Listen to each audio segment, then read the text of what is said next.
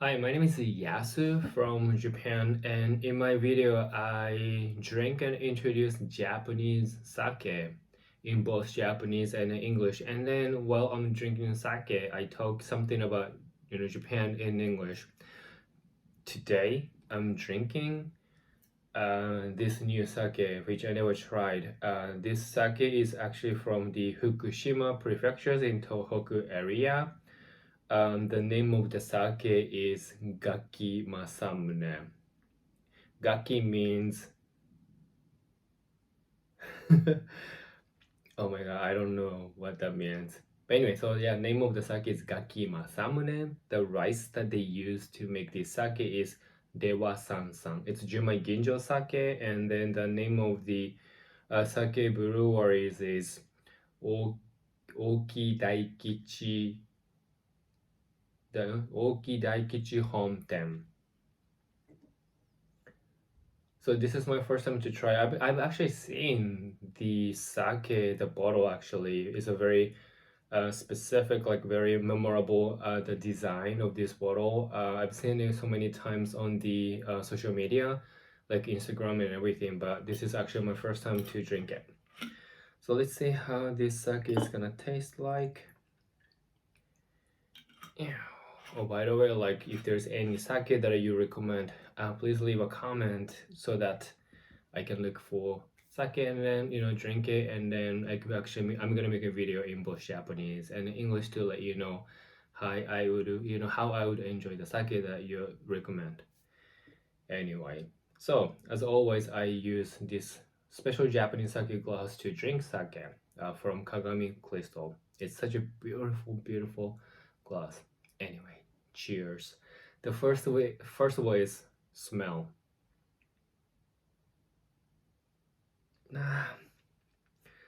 Very good smell. Little bit fruity, but very high quality.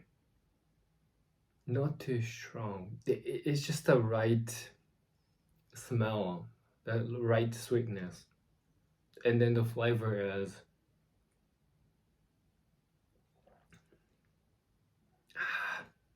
so good. It's mellow.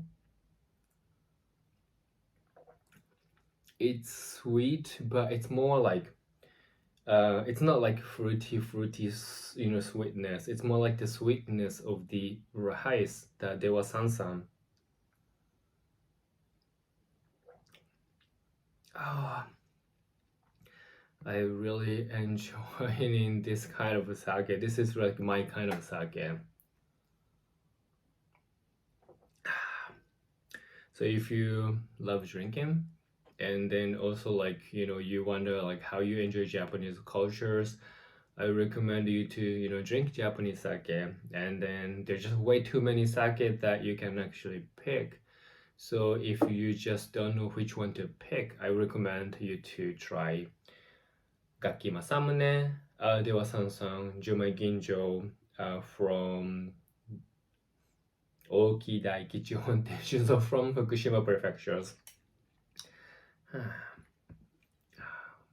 I just love this sake.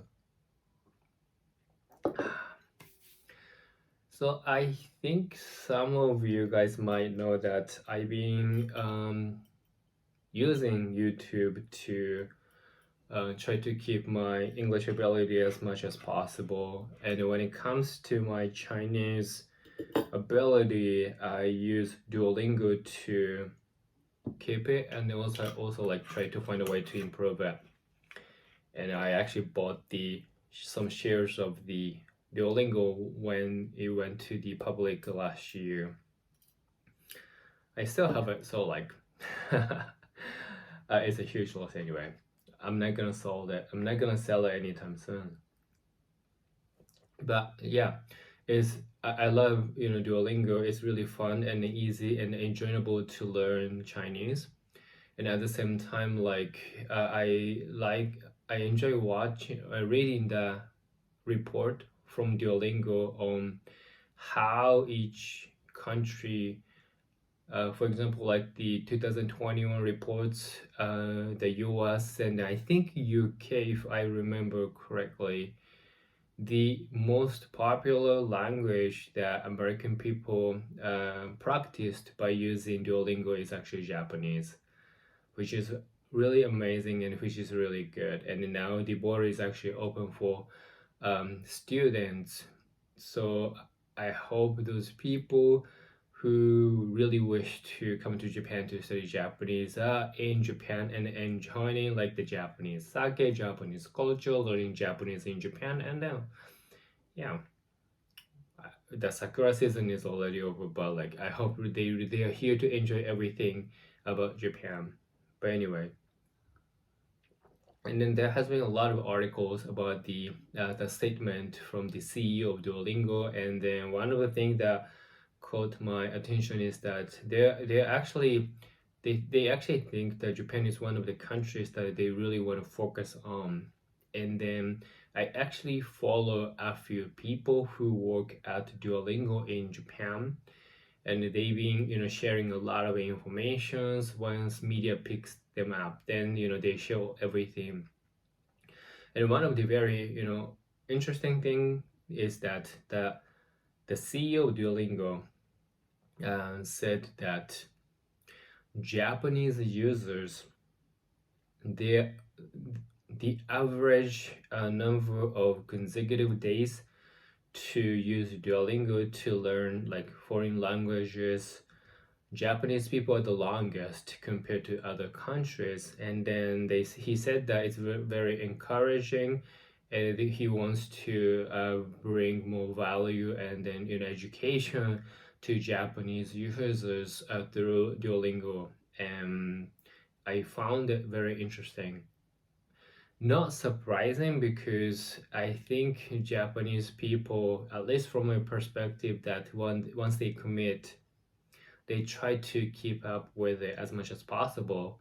In Japanese words, we can actually say that they're like a little bit too majime. But unfortunately, like whenever they encounter a situation that they get to use, let's say, foreign language like in English or Germany or French or Taiwan, Chinese or Korean, they're like, no, I cannot speak those languages. But in fact, they can. But they just feel like they're not perfect. And that's why they say that they cannot speak those languages. I think it's just a mentality, but at the same time, it's a cultural thing that if it's not perfect, then they're not supposed to say that they can do it or like they show off.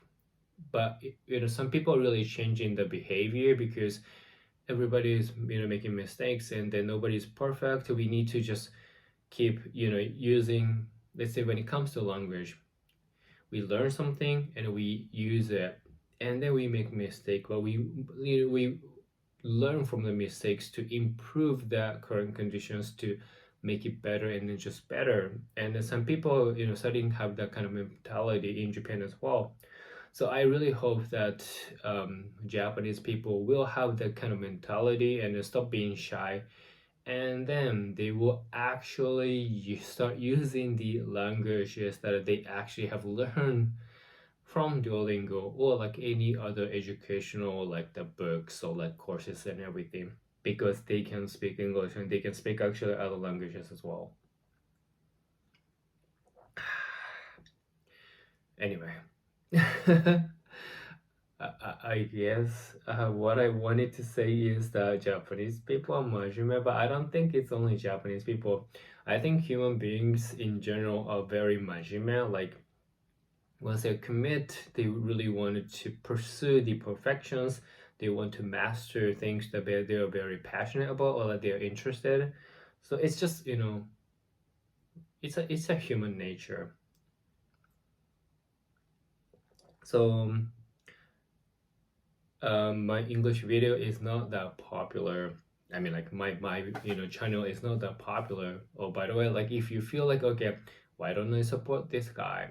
This guy's just drinking sake and talking whatever that is. Please subscribe to my channel. If you do that, I really appreciate. And